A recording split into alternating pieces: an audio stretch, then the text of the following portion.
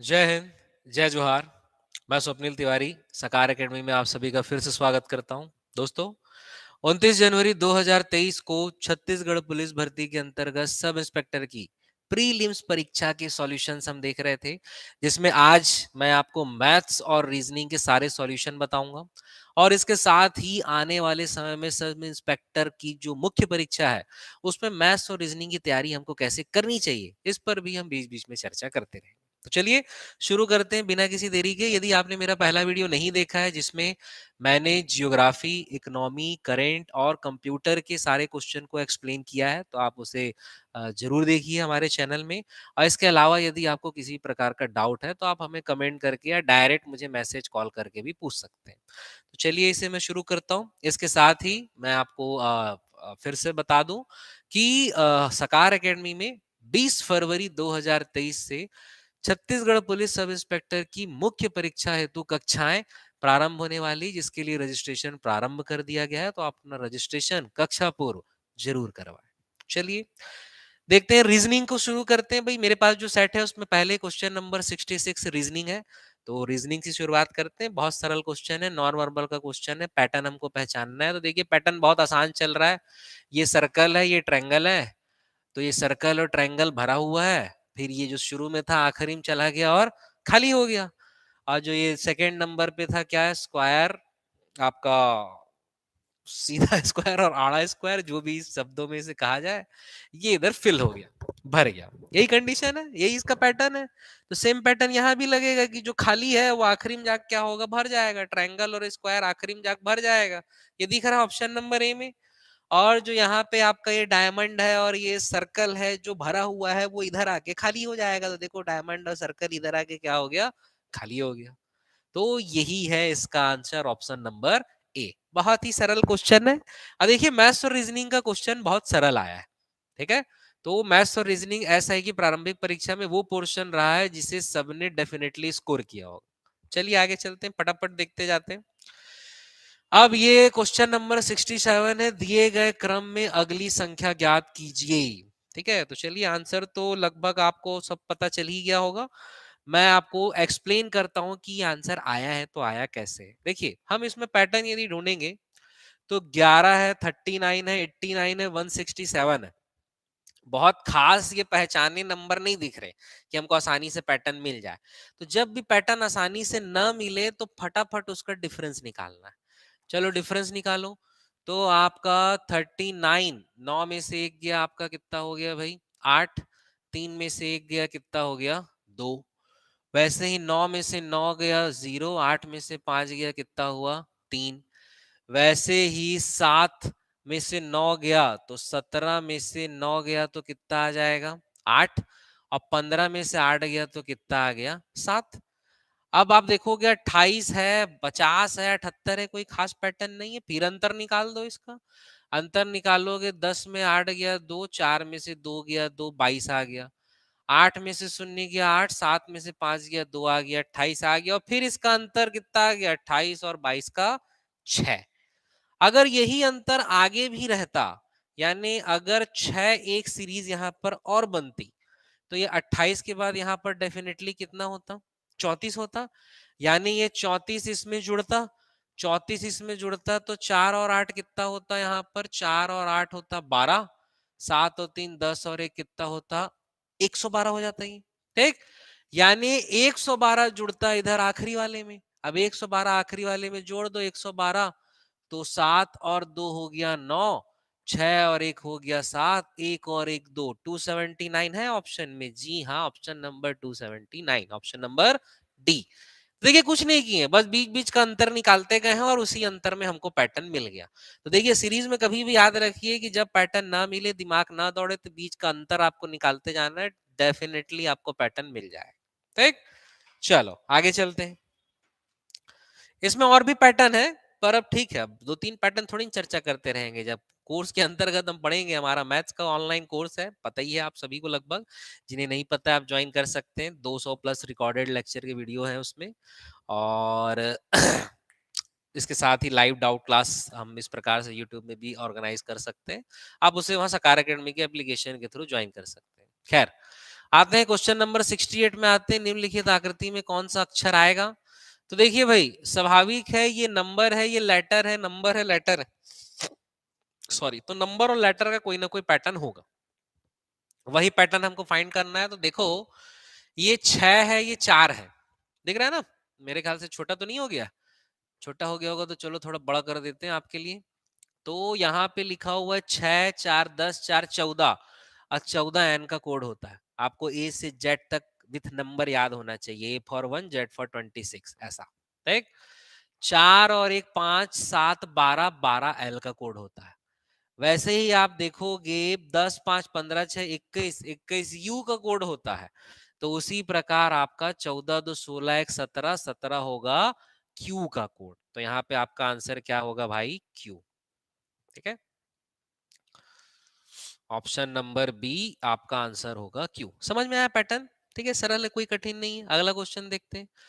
69 छात्रों की एक कक्षा में लड़कियों की संख्या लड़कों की संख्या से दुगनी है। लक्ष्मी शीर्ष से 27वें स्थान पर है। यदि लक्ष्मी से 9 लड़के आगे हैं तो उसके रैंक के बाद कितनी लड़कियां होंगी? तो एक मैं ऐसा क्रम मान लेता हूं कि ये टोटल स्टूडेंट का क्रम है। कितने हैं? 60। 60 छात्रों की कक्षा, यानी शुरू से आखिरी तक 60 है, जिसमें लड़कियों की संख्या लड़कों से दुगनी है।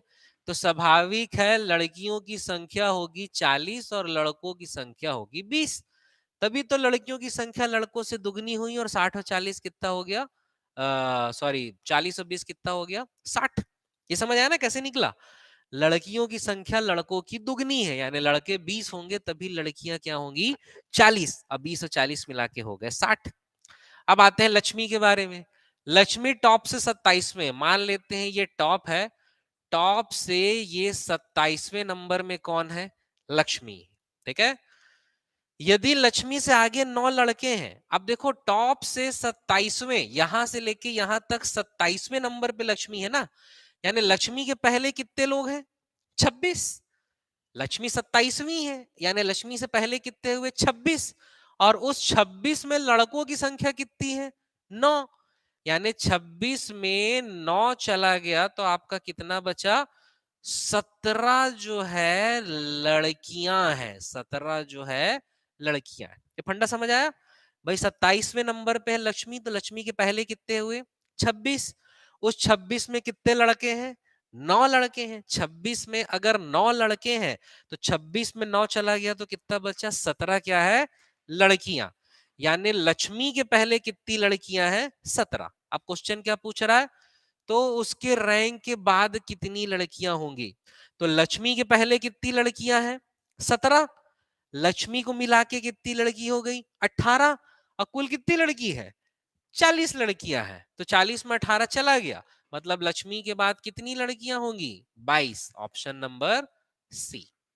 रीजनिंग का एकदम सिंपल क्वेश्चन है, मैंने मेरे कोर्स के अंतर्गत सेम क्वेश्चन कराया है, डेटा अलग है। ठीक है, तो मेरे ख्याल से बन जाना चाहिए सरल क्वेश्चन। ठीक है, चलिए आगे चलते हैं, अगला क्वेश्चन देखते हैं।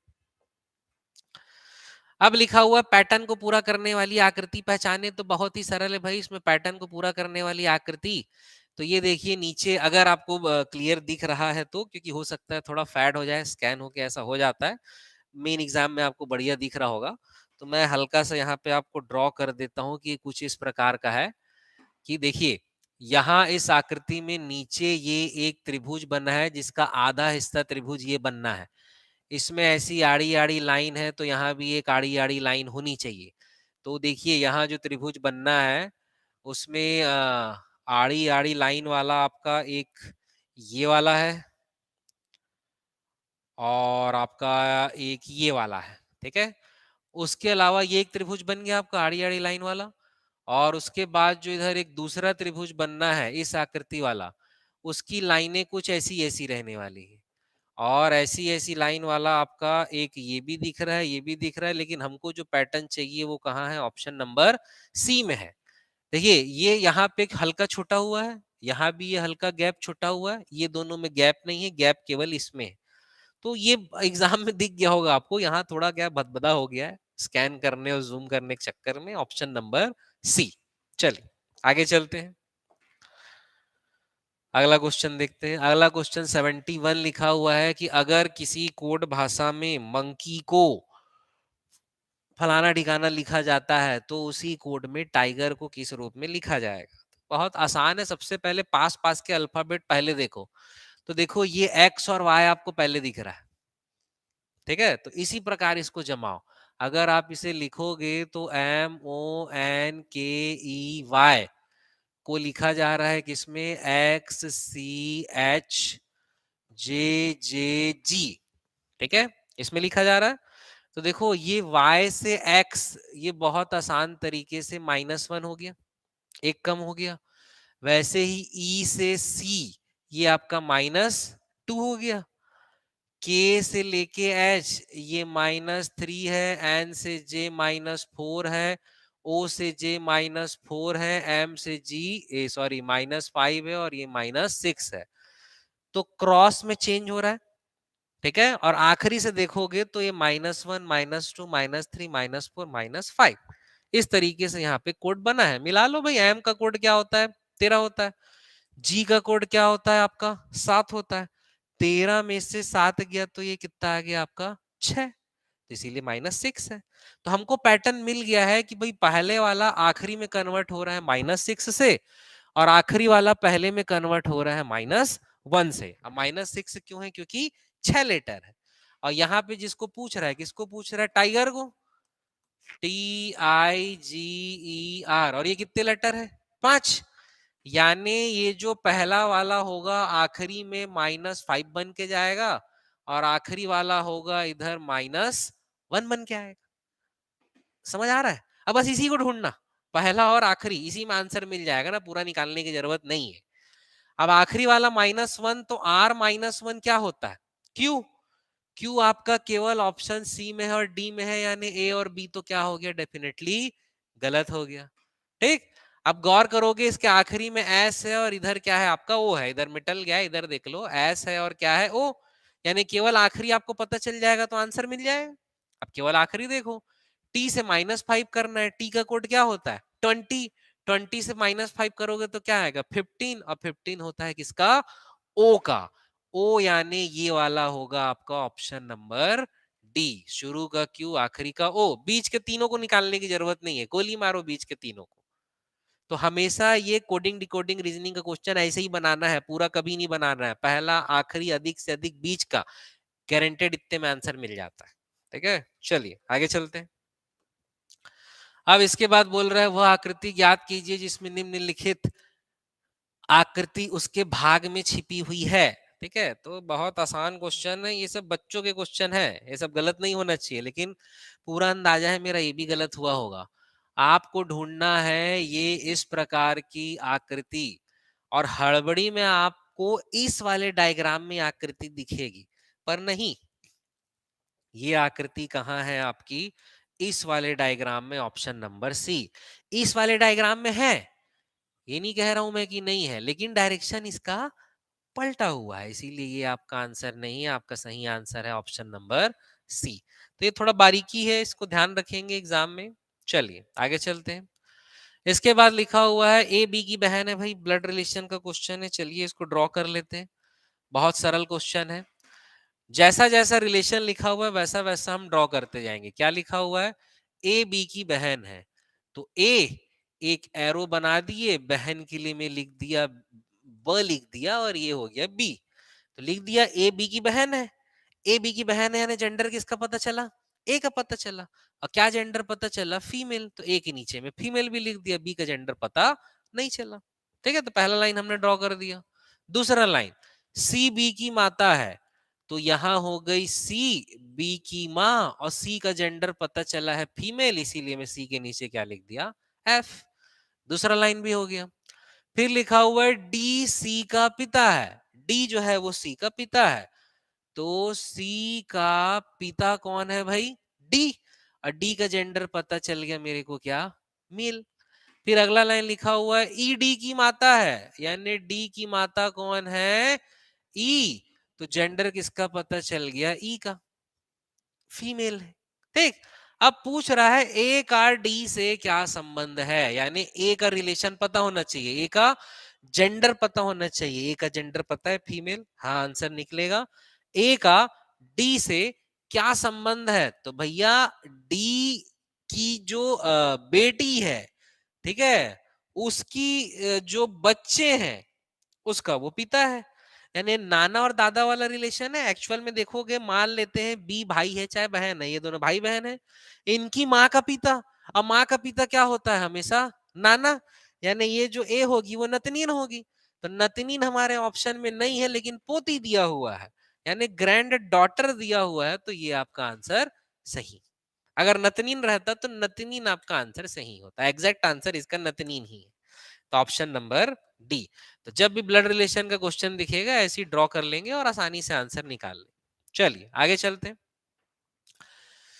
74 क्वेश्चन दिया हुआ है कि भाई आपको बताना है कौन कौन सा वैन आरेख को रिप्रेजेंट करेगा। टेनिस प्रशंसक, क्रिकेट खिलाड़ी और छात्र। भाई एक क्रिकेट खिलाड़ी टेनिस प्रशंसक हो सकता है और एक छात्र दोनों हो सकता है, यानी तीनों कुछ ना कुछ एक दूसरे का हिस्सा हो सकते हैं। भाई टेनिस प्रशंसक क्रिकेट खिलाड़ी नहीं हो सकता, ऐसा तो नहीं ना, क्रिकेट खिलाड़ी टेनिस प्रशंसक हो सकता है, और छात्र तो दोनों हो सकते हैं, वो क्रिकेट खिलाड़ी भी हो सकते हैं, टेनिस प्रशंसक भी हो सकते हैं, यानी तीनों एक दूसरे को टच करेगा। इसका एग्जैक्ट आंसर यही है, ज्यादा इसमें नहीं सोचना है। चलिए आगे चलते हैं। Question number 75। क्वेश्चन नंबर 75, निम्नलिखित समीकरण को सही करने के लिए दो चिन्हों को आपस में बदलना होगा। किन दो चिन्हों को आपस में बदलना होगा? तो देखिए ये वो क्वेश्चन होता है जिसमें आपको मजबूरन सारे ऑप्शन रख के बनाने पड़ते हैं, ठीक है। तो इसका जो सीधा सही आंसर है मैं आपको वही बता रहा हूँ, अलग अलग रख के नहीं बताता। सही आंसर है इसका बी, माइनस और डिवाइड को बदलना है। यानी प्लस अपनी जगह रहेगा, इनटू अपनी जगह रहेगा, इस माइनस की जगह डिवाइड आ जाएगा और इसकी जगह क्या आ जाएगा, ये माइनस। तो अगर हम सॉल्व करेंगे तो पहले डिवाइड सॉल्व होगा। ये कुछ ऐसा दिखेगा, 5+3 इंटू 8/12 मतलब क्या, 2/3 -4। अब 3 और 3 कट गया, 5 और 2 कितना हो गया, 7 -4 मतलब क्या हो गया, 3, यानी ऑप्शन नंबर बी। तो आपकी किस्मत एक प्रकार से अच्छी ही है कि आप पहला वाला ऑप्शन रखोगे, आपका 3 नहीं आएगा, दूसरा वाला रखोगे आ जाएगा। नहीं तो किस्मत खराब होती है, चौथा वाला अगर आंसर रहे तो शुरू का तीनों रखना पड़ता है, तब फाइनली चौथे में आंसर आता है। तो शुरू का 3 रख के आंसर ना है तो चौथा मत रख देना, चौथे को टिक मार देना सीधा, क्योंकि वही है। चलो इतना कॉमन सेंस तो आप लोग का होना चाहिए जहां तक मैं समझता हूँ। चलिए आगे चलते हैं। अब आ जाते हैं हमारे मैथ्स में, रीजनिंग का हमारा पोर्शन हो चुका है। देख देखिए मैथ्स और रीजनिंग की तैयारी की यदि हम बात करें तो तैयारी के ऊपर हम एक विशेष चर्चा जरूर करेंगे आने वाले समय में। आज मैं मैथ्स के लिए आपको और रीजनिंग के लिए यही सजेस्ट करूंगा कि यदि हम सीजी एसआई मेंस की तैयारी कर रहे हैं तो हमारा पहला फोकस यही होना चाहिए, ज्यादा से ज्यादा पैटर्न को कवर करें। इसकी सबसे बेस्ट स्ट्रेटेजी यही है।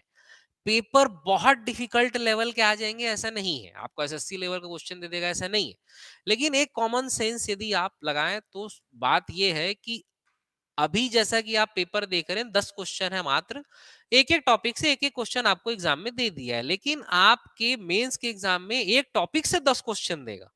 और जब एक टॉपिक से 10 क्वेश्चन या 5 क्वेश्चन देगा तो स्वाभाविक है सभी क्वेश्चन अलग अलग पैटर्न के होंगे, और सभी क्वेश्चन अलग अलग पैटर्न के होंगे तो कोई डिफिकल्ट हो सकता है और कोई इजी हो सकता है। तो इसीलिए ज्यादा से ज्यादा पैटर्न सॉल्व करना है यदि आप एसआई मेंस की तैयारी कर रहे हैं तो, जिसके लिए स्वाभाविक है हम कोर्स शुरू कर रहे हैं 20 फरवरी 2023 से। कंप्लीट 3 पेपर के लिए कोर्स रहेगा आपका, जीएस, मैथ्स और लैंग्वेज। आप चाहें तो सेपरेट मैथ्स की क्लास को भी ज्वाइन कर सकते हैं या सेपरेट जीएस या लैंग्वेज की क्लास को भी ज्वाइन कर सकते हैं। 20 फरवरी 2023 से शाम 5 बजे सकार एकेडमी, ठीक है। यह कोर्स आपका ऑफलाइन और ऑनलाइन दोनों मोड में रहेगा। लाइव क्लासेस भी आप इसमें अटेंड कर सकते हैं या बाद में रिकॉर्डेड लेक्चर के रूप में भी उसे देख सकते हैं, ठीक। तो चलिए क्वेश्चन देखते हैं। मैथ्स बहुत सिंपल क्वेश्चन है, मैं बहुत सिंपल तरीके से आपको बताऊंगा।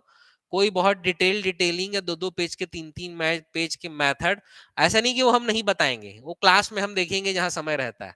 यहाँ मैं आपको शॉर्ट एंड स्वीट मेथड ही बताऊंगा। जैसे एक आदमी यात्रा पर निकलता है, कुल 5 घंटे 15 मिनट की यात्रा करता है। दूरी का पहला आधा हिस्सा 60 किलोमीटर, दूसरा आधा हिस्सा 45 किलोमीटर की गति से तय करता है। उसने कुल कितनी दूरी तय की? देखिए भैया चाल समय दूरी का ना एक स्टैंडर्ड क्वेश्चन है कुल समय वाला, और कुल समय में हमेशा इक्वेशन के एक तरफ कुल समय लिखा जाता है और इक्वेशन के दूसरे तरफ पहली यात्रा का समय प्लस दूसरी यात्रा का समय।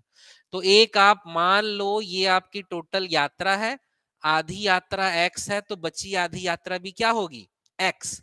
इस x को वो 60 किलोमीटर पर आवर से तय किया है और इस x को कितना 45 किलोमीटर पर आवर से तय किया है, जैसा लिखा है। दूरी बटे चाल बराबर होता है समय, तो x बटे 60 हो जाएगा पहला समय, x बटे 45 हो जाएगा दूसरा समय। ये तो ना दूरी बटे चाल बराबर ही तो समय होता है। तो x बटे 60 पहला समय और x बटे 45 दूसरा समय। और ये दोनों समय को मिलाकर ही कुल समय आएगा। और वो कुल समय कितना दिया है, कुल 5 घंटे 15 मिनट। तो 5 घंटे के लिए तो मैं 5 लिख दूंगा। अब 15 मिनट बराबर होता है 1/4। 15 मिनट यानी 15/60, 15/60 तभी आवर में कन्वर्ट होगा। अब 15/60 यानी 15 चौक 60, 1/4 यानी मैं इसे सीधा लिख सकता हूँ 5 सही 1/4 घंटा। देखो मिनट और घंटे के कन्वर्जन में इस क्वेश्चन में गलती होगी, तो ध्यान रखेंगे। 5 सही 1/4 हो गया, 5 चौक 20 और 1 कितना 21/4। तो मैं डायरेक्ट लिख दे रहा हूं, ये आपका कुछ किस प्रकार का दिखेगा, 21/4। 60 और 45 का एलसीएम कितना आ जाएगा भाई, 180। आप निकालेंगे, 60 से जाएगा 3 बार, 45 से जाएगा 4 बार, 3 और 4 ये कितना आ गया 7x बराबर 21/4। 4 से ये कितने बार जाएगा भाई 45 बार, 7 से जाएगा 3 बार। तो फाइनली x बराबर आपको मिल गया 45 दिया कितना 135। और x क्या है, आधी दूरी। क्वेश्चन में आपसे क्या पूछ रहा है, कुल कितनी दूरी तय की, तो x का 2 गुना यानी 135 का 2 गुना कितना 270 किलोमीटर। Option number B. समझ आया। देखिए हम इसको आपको समझा रहे हैं इसीलिए शायद 1-1.5 मिनट लगा है। अगर हम इसको बनाए या आप ही केवल बनाए तो 40 सेकंड 45 सेकंड से ज्यादा क्वेश्चन नहीं। अब मैं स्वयं बनाते तो ओरली बनेगा, 5 से 6 सेकंड का मुश्किल से क्वेश्चन है। ठीक है, चलिए इसी अप्रोच के साथ हम मैथ्स को सीखते हैं। तो इसका ऑप्शन नंबर बी। आगे चलते हैं, क्वेश्चन नंबर 77। क्या लिखा हुआ है, कितने वर्षों में कोई धनराशि 25% के साधारण ब्याज की दर से 3 गुनी हो जाएगी। भाई मैंने मेरे कोर्स के अंतर्गत इसका सबसे सिंपल फंडा बताया है। क्या पूछ रहा है आखिरी में, ब्याज की किस दर पर धनराशि 3 गुनी हो जाएगी, कितने समय में। तो समय बराबर होता है जितना गुना -1 गुणे 100/दर। दर पूछ रहा है तो दर को नीचे ले आना है, समय को यहां लिख देना है, समय को यहां लिख देना है, दर यहां चल देगा। यही बस बदलता है इस क्वेश्चन में। वैल्यू रख दो, कितने समय में कितना गुना, 3 गुना। ठीक है, 3 गुना -1 गुणे 100 दर कितना है 25, 25 चौक 100, 3 में से 1 गया 2, 4 दूनी 8 वर्ष। वो तो तब बोल रहे हैं लिख रहे हैं इसीलिए लग रहा है 40-45 सेकेंड, नहीं लगेगा। ओरल क्वेश्चन नहीं है, ओरल क्वेश्चन। अब मैं बताया हूं इसको, जो पढ़े हैं मेरे से वो तो डेफिनेटली जान रहे हैं। बहुत ही सिंपल तरीके से क्वेश्चन सॉल्व होता है। फिक्स पैटर्न का क्वेश्चन है। फिक्स पैटर्न के क्वेश्चन में जबरन चूकी जबकि फॉर्मूला हम जानते हैं, हम फलाना ढिकाना करते हैं करके समय वेस्ट नहीं करना है, ना अपना ना अपने कीमती दिमाग का। ठीक है, चलो आगे चलते हैं। जो फिक्स पैटर्न के क्वेश्चन है आपको उसे डायरेक्ट ही बनाना चाहिए। जैसे ये वाला क्वेश्चन, ये भी एक फिक्स पैटर्न का क्वेश्चन है। सेम क्वेश्चन मैं करा चुका हूं आपको कोर्स के अंतर्गत। देखिए ए तथा बी के मासिक आय का अनुपात 4:3 है और व्यय का अनुपात 3:2 है। ऐसे क्वेश्चन में क्या हम वेरिएबल मानते हैं कि उस आदमी की आय 4x है और दूसरे की 3x है। वैसे ही पहले आदमी का खर्च 3y है और दूसरे आदमी का खर्च 2y है। ऐसा वेरिएबल माना जाता है। ए और बी वो दोनों आदमी हैं। तो क्या है, ये जो x और y वेरिएबल है किसका, आय का और खर्च का। आय से खर्च घटेगा तभी तो बचत आएगी। इसीलिए लिखा है प्रत्येक आदमी 6,000 रुपए बचाता है। यानी x वाले से y वाले को आपको घटाना है। तो मैं डायरेक्ट लिख दे रहा हूं, क्या डायरेक्ट लिख दे रहा हूं,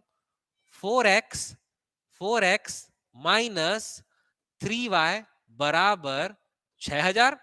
प्रत्येक की बचत 6,000 है। वैसे ही 3x माइनस 2y बराबर 6,000। दो वेरिएबल दो इक्वेशन। और निकालना क्या है अंत में आपको, आय, यानी एक्स वाला निकालना है, यानी आप वाई वाले को उड़ाओगे। समझ आया? ये और शॉर्ट तरीके से भी बनता है, लेकिन अब और शॉर्ट बताएंगे तो शॉर्ट सर्किट हो जाएगा, तो वो हम क्लास में बताएंगे ताकि डिटेल में उसे बता सके।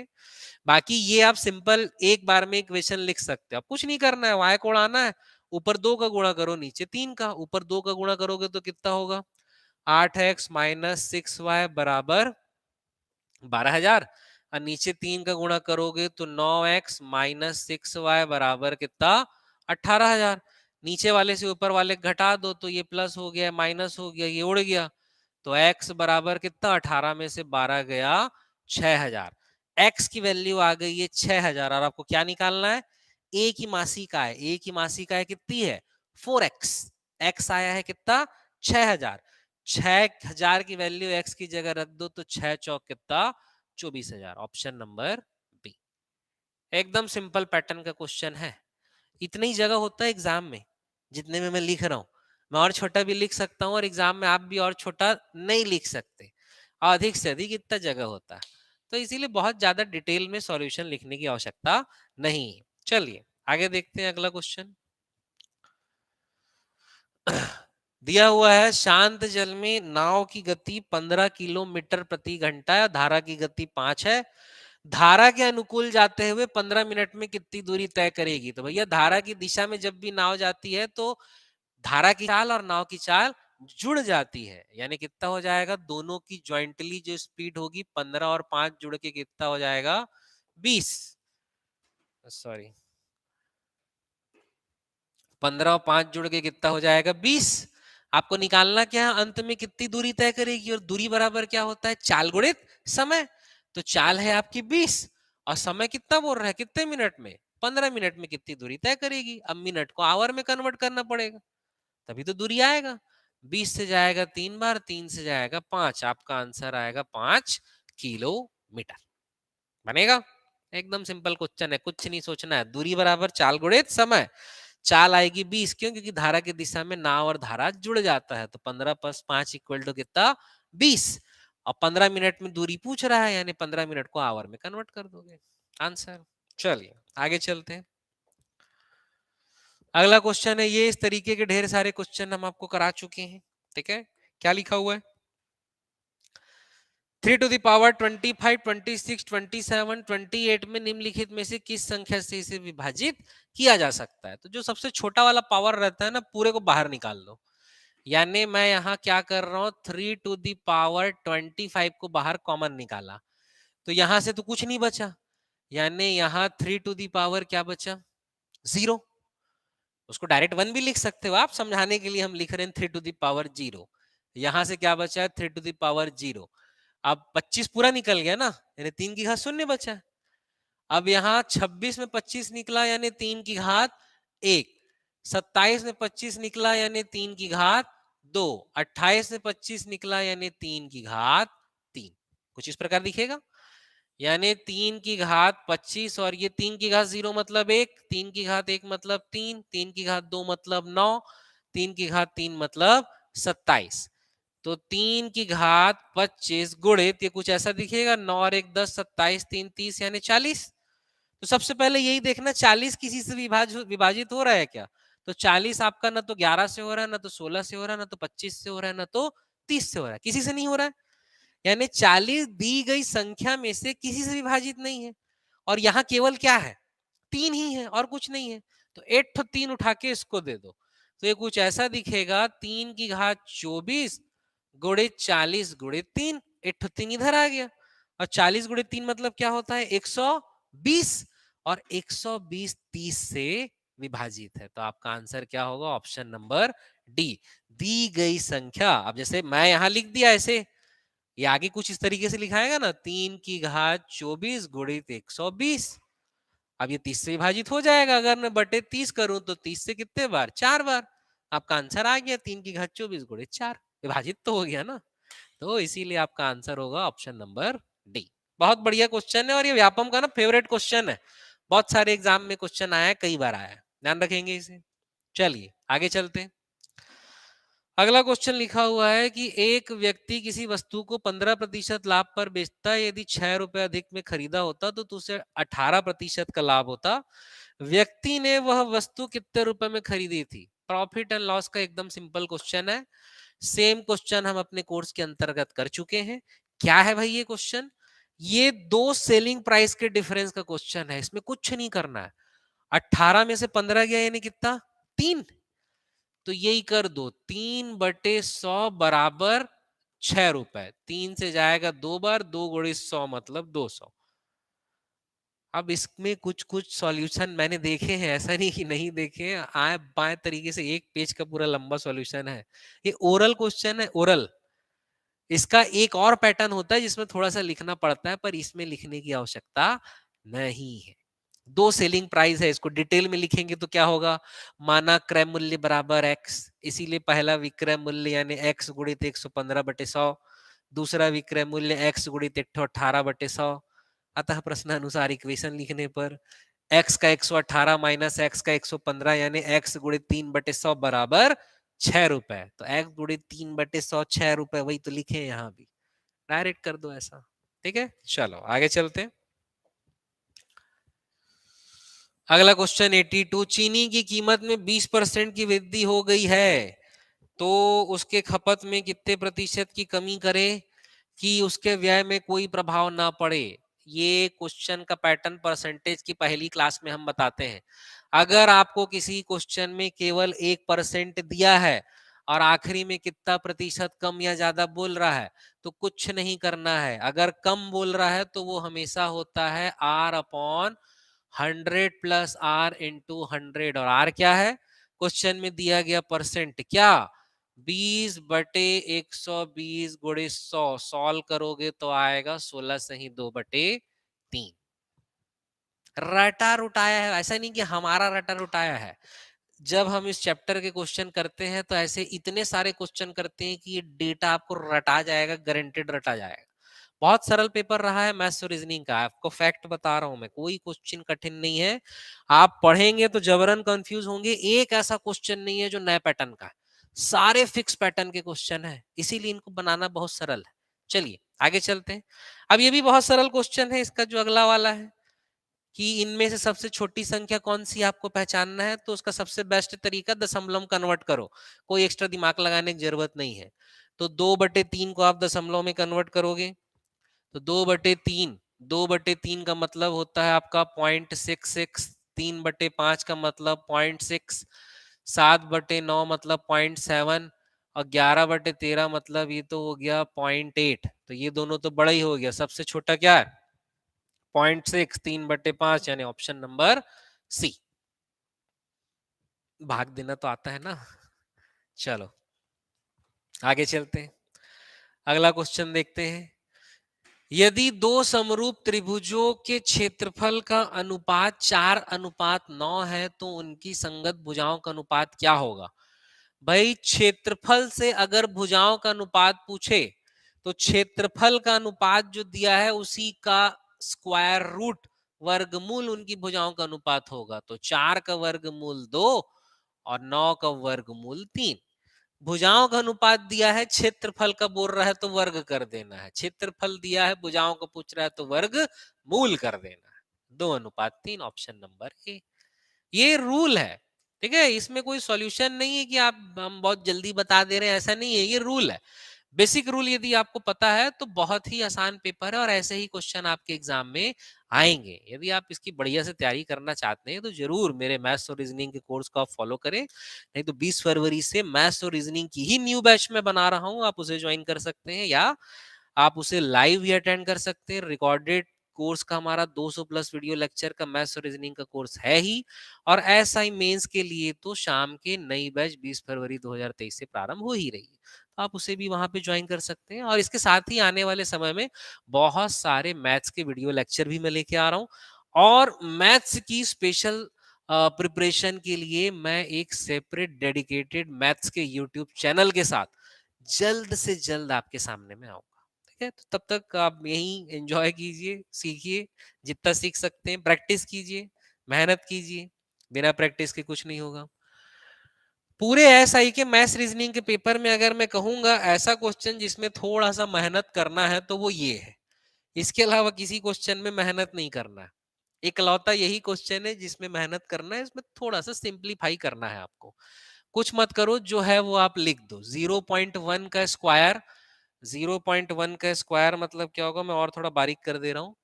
0.1 का स्क्वायर मतलब 0.01 प्लस 0.01 का स्क्वायर यानी 0.0001, 0.009 का स्क्वायर मतलब 0.1234 और 9 का स्क्वायर 81। ये आएगा, आप स्क्वायर करने के इसे लिख सकते हैं, ठीक है।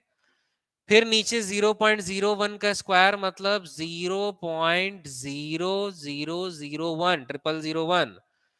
फिर 0.001 का स्क्वायर यानी 0.1234 और फिर क्या होगा आपका, एक 6 डिजिट में रहेगा। और उसके बाद फिर अगले को मैं अगर यहाँ पर लिखूं तो ये होगा, अब ये 4 डिजिट है यानी पॉइंट के बाद 8 डिजिट आएगा, आखिरी में 81, 2 डिजिट और 6 तो जीरो। तो 0.123456 और आखिरी में क्या आएगा, 81। और ये पूरे का रूट चल रहा है, ठीक है। भर भर रूट नहीं लिखूंगा, मान लेना ऐसा। तो कोई तीर नहीं मारे हैं। 0.1 का स्क्वायर यानी 0.01 होता है। 0.01 का स्क्वायर यानी पॉइंट के बाद 2 डिजिट आना चाहिए और एक का स्क्वायर तो एक। तो पॉइंट के बाद 2 डिजिट का स्क्वायर यानी पॉइंट के बाद 4 डिजिट और एक का स्क्वायर एक। फिर पॉइंट के बाद आपका 3 डिजिट दिया है यानी स्क्वायर करेंगे तो पॉइंट के बाद 6 डिजिट यानी 1 2 3 4 5 6, आखिरी का 2 9 का स्क्वायर। इस तरीके से इसको लिख दिए हैं, ये आपको आना चाहिए। इसको मैं समझा नहीं रहा हूं कि ये मैं कैसे लिखा हूं। अब इसको सॉल्व करेंगे तो देखिए, पॉइंट हटाएंगे तो बटे 10 होते जाएगा, ये जितना पॉइंट है नीचे बटे में आते जाएगा। कैसे, 0.01 तो ऊपर वाले को मैं लिख सकता हूं 1/100, ठीक है। प्लस पॉइंट और 4 डिजिट है यानी 1/4 जीरो। सिंपल सी बात है, क्या उसको हम लिखेंगे। और इधर 81 और नीचे कितना डिजिट है, 6 ठो यानी एक के बाद 1 2 3 4 5 और 6 पूरे के बटे। अब इसे कन्वर्ट कर रहा हूं, 4 डिजिट है यानी 1/10,000, ठीक। प्लस 6 डिजिट है यानी 1/1 2 3 4 5 और 6 प्लस ये आपका 81 कितना होगा, 8 डिजिट यानी 1 2 3 4 5 6 7 और 8, ठीक है। अब ये अगला स्टेप आपका ये रहेगा कि 1/100 कॉमन निकाल दो। आप यहां से 1/100 कॉमन निकाल दिए तो यहाँ पे क्या बचा, केवल एक। प्लस 2 जीरो निकल गया तो यहाँ क्या बचा आपका, 2 जीरो। 2 जीरो यहां से निकल गया तो क्या बचा यहाँ पे, 4 जीरो। इतना कहानी हुआ यहाँ पे। अब फिर पूरे के बटे, ठीक है। पूरे के बटे आपका क्या रहेगा, यहां से आप 4 जीरो कॉमन निकालो तो 1/1 2 3 4, 4 जीरो कॉमन निकाल लिए। अब यहाँ पूरा 4 जीरो कॉमन निकला है तो क्या बचा, एक। 6 जीरो में से 4 जीरो निकल गया तो क्या बचा, 2 जीरो। 8 जीरो में से 4 जीरो निकल गया तो क्या बचा, 4 जीरो। 1 2 3 4। अब ये पूरा ऊपर का और ये पूरा ऊपर का कट गया, ठीक है। ये नीचे का 100 और नीचे का 2 जीरो कट गया। ये नीचे वाला 100 कहाँ आ गया, ऊपर। और नीचे वाला 100 ऊपर आया और सबका क्या चल रहा है, रूट। तो 100 का रूट मतलब 10, आपका आंसर आएगा 10। तो इसीलिए यही इकलौता क्वेश्चन है एसआई प्रीलिम्स का जिसमें थोड़ा सा सिंप्लीफिकेशन में मेहनत है। अच्छा है, हमारे सेट में आखिरी है, 85 नंबर का क्वेश्चन है, आखिरी है मैथ्स और रीजनिंग का क्वेश्चन। तो इस प्रकार आपका मैथ्स और रीजनिंग का सारा क्वेश्चन खत्म होता है। 0 0 का खेल है ना, 8 जीरो अगर छूटा गया क्वेश्चन गलत नहीं मिलेगा ऑप्शन। तो इसीलिए बहुत सावधानी से बनाना है, बहुत आराम से बनाना है। इतनी ही जगह आपके एग्जाम में भी है, आप लिख लोगे, ऐसा नहीं कि नहीं लिख पाओगे। क्वेश्चन पेपर का ही स्कैन कॉपी है ये। तो मेरे ख्याल से मैथ्स और रीजनिंग के सारे क्वेश्चन आपको क्लियर हो चुके हैं। सारे डाउट मैं आपको बता चुका हूँ, नहीं है ना, मेरे ख्याल से 85 ही है आखिरी। जी हाँ, इसके बाद आपका सामान्य हिंदी है। देखो इस वाले सेट में इसके नीचे कितना सारा जगह खाली था, इतना पूरा खाली था आपका। तो खैर, तो हमारा मैथ्स और रीजनिंग का सारा पैटर्न, सारा क्वेश्चन खत्म होता है। इसके साथ ही आपको और वीडियोस अवेलेबल होंगे जिसमें विवेक सर के द्वारा बचे हुए क्वेश्चन आपको एक्सप्लेन किए जाएंगे। मैंने आपको maths, reasoning, computer, geography, economy और करंट के सारे क्वेश्चन एक्सप्लेन कर दिए हैं। हमारी जानकारी के अकॉर्डिंग जो सही और एग्जैक्ट आंसर है वही हमने आपको बताया है। फिर भी व्यापम कुछ और आंसर ले सकता है, तो जब लेगा तो हम उस समय दावा पत्ती लगाएंगे और जरूर उसके बारे में चर्चा करेंगे। इसके साथ ही एसआई मेंस के लिए और हमारी क्या स्ट्रेटेजी होना चाहिए, क्या रणनीति होना चाहिए, कैसे तैयारी करना चाहिए, इसके लिए समय समय पर हम चर्चाएं करते रहेंगे। तब तक के लिए आप अपने मार्क्स को अच्छे से कैलकुलेट करके रखें और एसआई मेंस की तैयारी शुरू करें। आप सकार एकेडमी के साथ यदि अपनी सक्सेस की तैयारी करना चाहते हैं तो सकार एकेडमी में एसआई मेंस के लिए 20 फरवरी 2023 से शाम के 5 बजे नई कक्षाएं प्रारंभ हो रही है और 20 फरवरी से ही सुबह 8:45 बजे मैथ्स और रीजनिंग की सेपरेट ऑफलाइन और लाइव कक्षाएं भी शुरू हो रही है। आप किसी को भी फॉलो कर सकते हैं। ठीक है, तो तब तक के लिए तैयारी कीजिए, मेहनत कीजिए। Thank you.